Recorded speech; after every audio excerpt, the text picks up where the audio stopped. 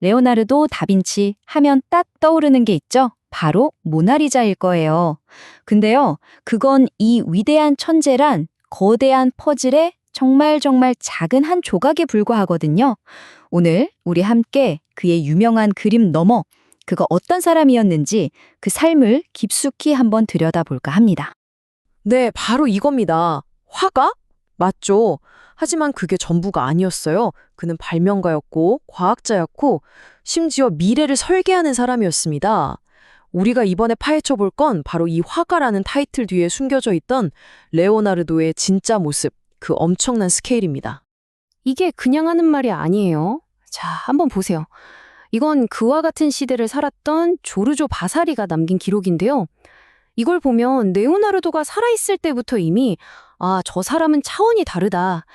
뭐랄까 거의 전설 같은 존재였다는 걸 알 수 있죠. 자, 그렇다면 이런 전설은 대체 어디서부터 시작됐을까요?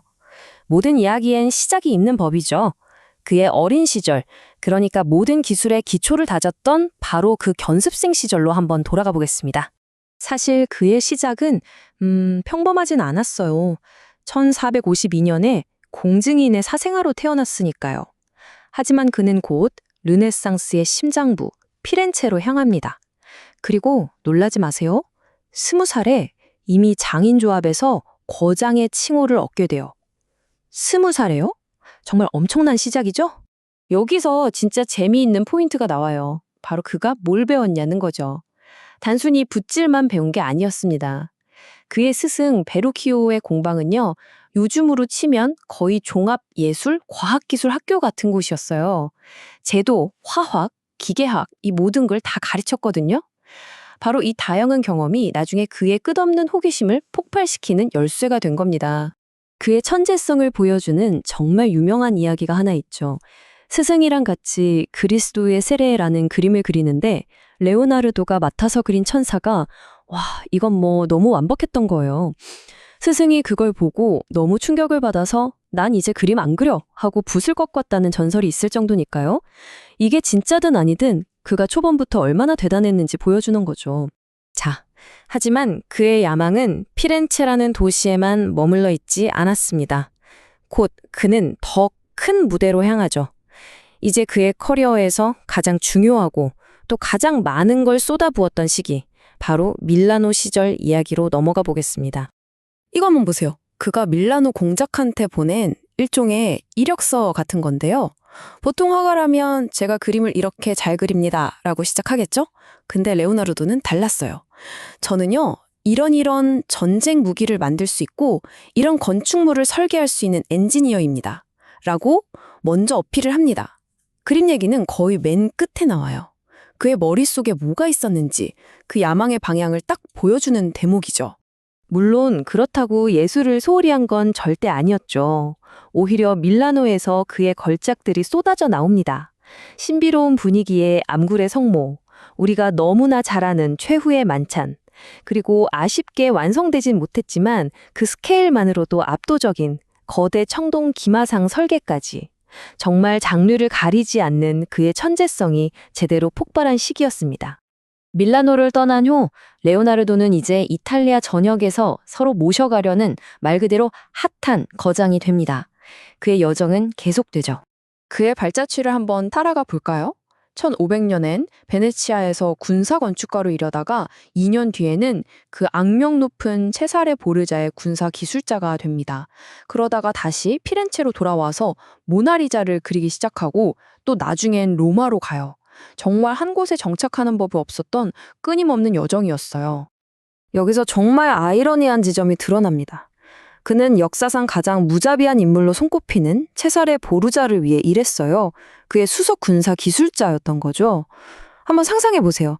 세상에서 가장 신비로운 미소를 그려낸 바로 그 손이 가장 파괴적인 전쟁 무기들을 설계했다는 겁니다.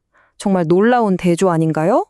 그리고 다시 피렌체로 돌아와서는 이제는 전 세계에서 가장 유명한 그림이 된 모나리자를 그리기 시작하죠. 근데 이 시기가 마냥 평화롭지만은 않았습니다. 왜냐하면 당대 최고의 라이벌, 바로 미켈란젤로와 세기의 대결을 펼쳐야 했거든요. 거대한 전투 장면 벽화를 누가 더 잘 그리나 자존심을 건 한판 승부였죠. 자, 지금까지 우리는 예술가, 공학자, 미래를 내다본 비전과 레오나르도를 만나봤습니다. 그런데 과연 인간 레오나르도는 어떤 사람이었을까요? 그의 사생활은 어땠을까요? 이 모든 대단한 작품들 뒤에 가려진 진짜 그의 모습 궁금하지 않으세요? 그런데 참 이상하게도 그의 사적인 삶에 대한 기록은 놀라울 만큼 거의 남아있지 않아요. 마치 베일에 쌓인 것처럼요. 일단 겉으로 알려진 모습은 와, 정말 완벽한 사람이었어요. 바사리는 그를 두고 성품이 너무 사랑스러워서 모두가 그를 좋아했다고 쓸 정도였으니까요. 항상 친절하고 유머 감각도 뛰어나고 말도 잘하는 뭐랄까 완벽한 사교계의 스타 같은 이미지였던 거죠.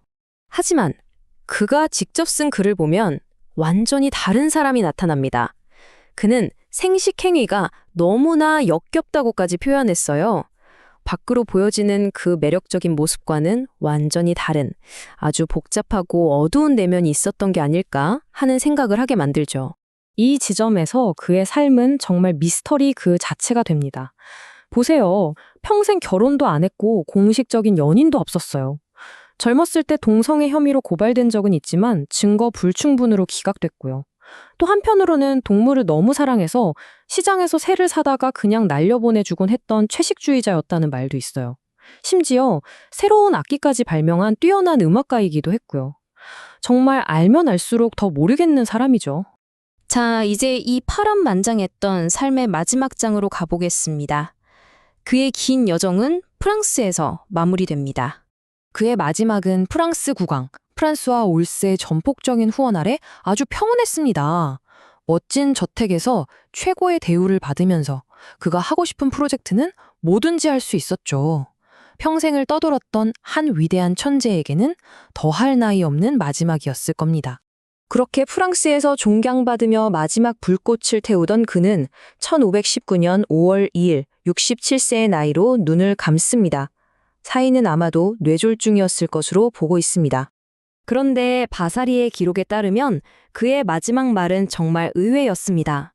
그는 숨을 거두는 순간 내가 예술에 모든 걸 바치지 못했다고 후회했다고 해요. 인류 역사에 그렇게 많은 걸 남기고도 스스로는 여전히 부족하다고 느꼈던 걸까요? 결국 이 질문이 남는 것 같습니다. 그의 삶은 우리가 기억하는 위대한 천재의 유산일까요? 아니면 그 자신의 눈에는 자신의 끝없는 호기심을 다 채우기엔 너무나 짧았던 인생, 그래서 미처 다 펼치지 못한 잠재력의 이야기였을까요? 판단은 여러분의 몫입니다.